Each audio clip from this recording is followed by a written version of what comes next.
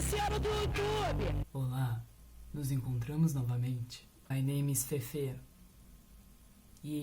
Oi. Eu fiz uma pergunta lá no Instagram, onde eu perguntava pra vocês se vocês queriam um vídeo sobre quadrinhos ou um vídeo sobre ilustração. E bem, quadrinhos ganhou tipo de lavada.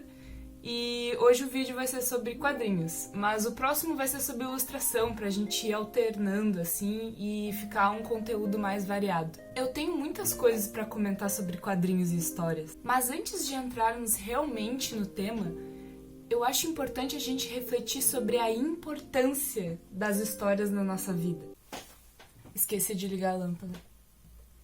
Pronto, agora estou iluminada. Visto que grande parte do que a gente consome vem de fora, e muitas vezes o que é produzido aqui no Brasil é considerado ruim só por ser brasileiro. E hoje eu quero e espero conseguir te convencer, caso você seja um autor, a começar ou a continuar, e caso você seja público, a consumir. Resumidamente, eu quero que o autor abra a gaveta e pegue o projeto e colhe na testa. Que você, que gosta de quadrinhos, ceda um pouquinho do seu tempo para ler quadrinhos brasileiros, nacionais, né? Porque, tem que valorizar o que vem daqui, né? Tipo a minha HQ Adentro, que já possui um capítulo completo, que está publicado na internet via plataforma Flipthrough. Ela é recheada de mistérios, pássaros gigantes, árvores que crescem demais, assassinatos e muito mais. Acesse o link na descrição e leia já, gratuitamente. Mas antes de mais nada, como no vídeo anterior, eu gravei um processo de uma ilustração, de um desenho aqui nesse vídeo. E a ilustração que vocês vão ver hoje é mais uma ilustração conceito da criação de um personagem da Dentro, que é a história em quadrinho que eu produzo. Eu tinha meio que a lore escrita dele num papel, mas eu meio que picotei ela. Bem, esse vídeo deu muito trabalho e espero que vocês gostem. Vai! Na minha opinião, os principais pilares que erguem a humanidade é o conhecimento, o entretenimento e a própria sociedade, um influenciando o outro de diversas formas diferentes. Dentro do entretenimento, claro, que é o foco desse vídeo, tá o protagonista desse papo, as histórias. Eu tô falando histórias aqui, mas saibam que existe muita controvérsia sobre esse termo. É considerado meio arcaico e ele era utilizado antes da definição histórias. Mas enfim, só pra eu não falar errado, eu vou estar falando histórias em vez de histórias, tá legal? Contos, narrativas, histórias populares e ou tradicionais. Desde os primórdios da humanidade elas são contadas. Na maioria das vezes, com o intuito de entreter, para assim nos ensinar algo, nos guiarmos por dado caminho, representar dado grupo, etc. E cara, isso é importantíssimo. É só você parar para pensar nas religiões. Os livros sagrados, por exemplo, são nada mais nada menos que histórias que foram pregadas como verdade. E assim, de pessoa em pessoa, civilizações inteiras eram movidas pelas palavras escritas ali, seja por adoração ou medo. Pessoas dão suas vidas em prol dessas histórias, que, para elas, é verdade. Cara, por mais que você seja 500% cético, nosso calendário é definido a partir do dia que Jesus Cristo nasceu. Tipo, meu Deus, cara, as histórias têm muito poder nas nossas vidas. E tudo isso acontece porque, como eu já citei, elas têm um poder de influência e representatividade enorme. A Bíblia diz que, ao fazer o mal, nós vamos para o inferno. Ao fazer o bem, nós vamos para o céu. Nossos pais nos contam histórias sobre nossos antepassados e assim criamos apreço por eles. O herói é sempre bom, pois é um exemplo para todos. Nós escrevemos histórias sobre o racismo para denunciá-lo. Nós escrevemos histórias sobre pessoas com problemas para mostrar que pessoas não são perfeitas e nunca serão. Nós escrevemos histórias para colocar nela um pouco ou muito de nós mesmos, nos representando. O entretenimento é como o nosso reflexo. Cada um deve ouvir as histórias que nos façam olhar para si mesmos, que nos motive, que nos faça refletir, que nos dê ideias, que nos deixe felizes. Mas aí entra a questão: e quando ele não existe? Obviamente, o mundo não funciona simplesmente assim. Como eu citei, eu acho que entretenimento, conhecimento e sociedade são pilares fundamentais em que influenciam um ao outro. E dessa união surge a história, no sentido do estudo do passado, nesse caso. A história é muitas vezes responsável pela construção das histórias e, consequentemente, influencia muitas culturas e costumes.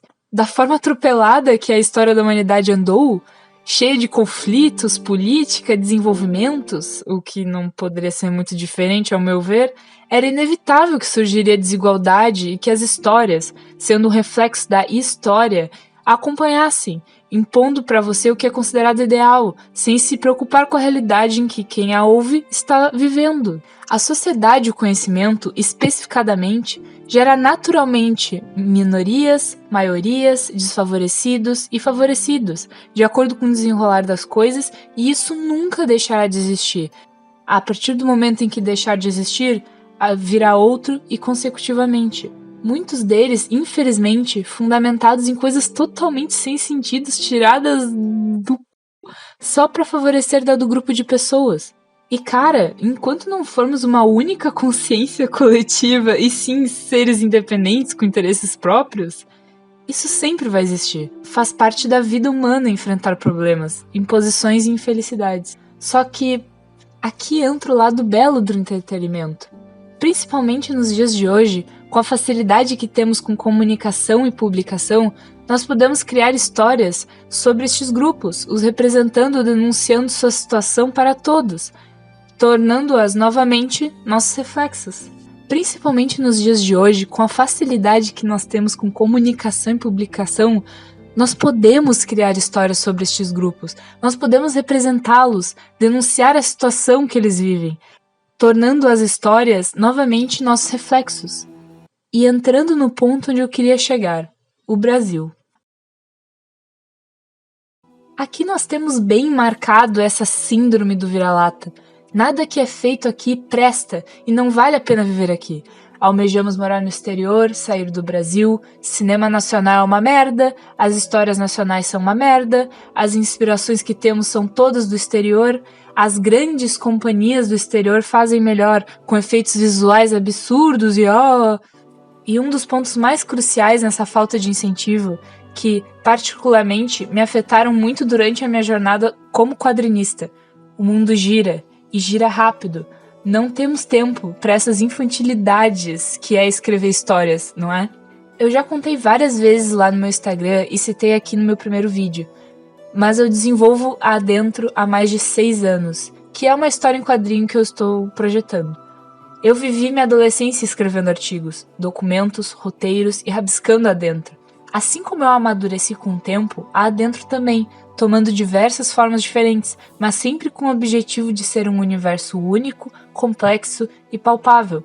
Eu amava escrever e desenhar sobre ela, mas foi só no início desse ano que eu decidi contá-la. Mesmo tendo pastas e pastas de material, confiante do que eu estava fazendo, nem mesmo para amigos eu a revelava. Muito por conta do medo de acharem que eu estava perdendo tempo ou sendo infantil, principalmente em uma época tão chata que é a adolescência. Eu sempre desenhei e todos me conhecem por isso, mas eu nunca havia contado que eu comecei a desenhar porque eu queria retratar meus personagens lá dentro, com uns 13 anos de idade. Foi então que, em dado momento, eu caguei pra tudo e decidi começar um prólogo e um capítulo 1 em quadrinhos dela. E meu Deus, que surpresa! Eu recebi muita dica, conheci tantas pessoas e fiquei tão empolgada que decidi refazer tudo, mas dessa vez com as dicas que havia recebido. E eu melhorei muito meu trabalho. Eu nunca fiquei tão confiante do que eu estava fazendo. Nunca senti tanto afeto por algo que eu havia criado. Por mais que em dimensões de redes sociais fosse poucas pessoas e poucos feedbacks, pra mim foi imprescindível, porque eu tava começando. Eu admito que eu chorei muito no dia que eu publiquei o capítulo 1 refeito. Eu olhava minhas pastas antigas e sentia que um sonho de criança estava se realizando. Uma felicidade enorme. Foi aí que eu aprendi a primeira grande lição da minha vida como quadrinista. Se a sua história é boa e você pode divulgá-la apropriadamente, por mais que demore, você será reconhecido. E tudo que eu disse aí em cima foi para te provar que isso não é infantilidade. Muito pelo contrário, você será reconhecido e será levado a sério, pois o ser humano praticamente respira histórias. E você pode ganhar muito dinheiro com isso também. Principalmente histórias boas, feitas com carinho e amor. A demanda é eterna e constante.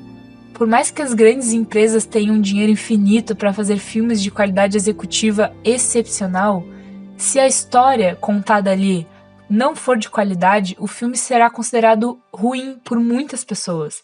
Histórias ruins nunca terão o mesmo prestígio das histórias boas, independente de quem a produzir, pois os recursos para a criação de histórias em si, independente do seu formato, é praticamente o mesmo para todos, basta ter um papel e uma caneta. A maior prova que tenho para te dar é que, ultimamente, jogos indies vêm ganhando muito destaque, feitos por um pequeno grupo de pessoas independentes, como Undertale ou Hollow Knight, que viraram febre na época em que lançaram, passando em muitos pontos de muitos jogos produzidos por grandes companhias da época. Além disso, reconhecendo o poder do trabalho independente, cada vez mais nós vemos plataformas que facilitam a criação desse material, seja por doações, plataformas gratuitas ou softwares gratuitos para criação. As ferramentas estão aí. Quanto mais tempo você pôr nessa obra, quanto mais de você estiver nela, assim como tudo nessa vida, melhor ela vai ficar. E sim, isso demanda muito tempo, demora muito. Histórias possuem seus conhecimentos, são complexas de se montar e demandam tempo. Eu mesmo, naquela função de refazer o capítulo 1 da Adentro, eu demorei cerca de 8 meses, porque eu era inexperiente nessa questão de processo. O ser humano aprende observando, errando, gerando padrões com o tempo e assim acertando, como qualquer inteligência artificial. Eu sei que o mundo anda cada vez mais rápido, cada vez mais queremos resultados imediatos, mas sinto muito, tem coisas que não podem ser aceleradas, independente de talento ou o que seja. Por isso que digo que, se você estiver fazendo algo que ama, que faz até por lazer em tempo livre, esse processo praticamente não vai te demandar nada. Pelo contrário, você vai estar feliz fazendo ele, você terá prazer de fazê-lo. Aí você vai olhar para trás e ver todo o conhecimento que você adquiriu e pensar, cara, eu sou... E sim, o Brasil é uma merda nesse ponto. Nós não temos incentivo. O mercado aqui é escasso. No exterior você teria muito mais oportunidades. Temos um rótulo cultural de vivermos sempre na merda em todos os sentidos e nós nos acostumamos com isso. Não temos incentivo para mudar as coisas.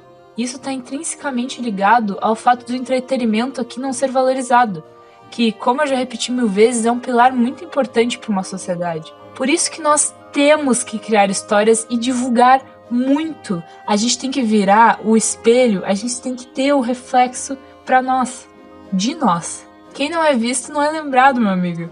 Se você ama escrever e acha que isso não tem futuro, mano, dá a cara a tapa na internet. Eu ainda estou recém começando nesse mundo, mas eu já vi o suficiente para te dizer que vale a pena. Se você está fazendo algo que te faz feliz e não faz mal a ninguém, e você pode fazer isso, só vai. A internet, por mais que tenha seus problemas, tá aí do nosso lado.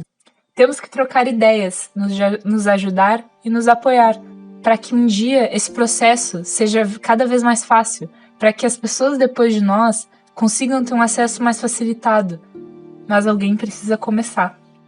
Então, gente, espero que vocês tenham gostado do meu coach. Vocês vão ver aí o processo final do Gyodan, né, que é um personagem bombadão e muito legal da minha história.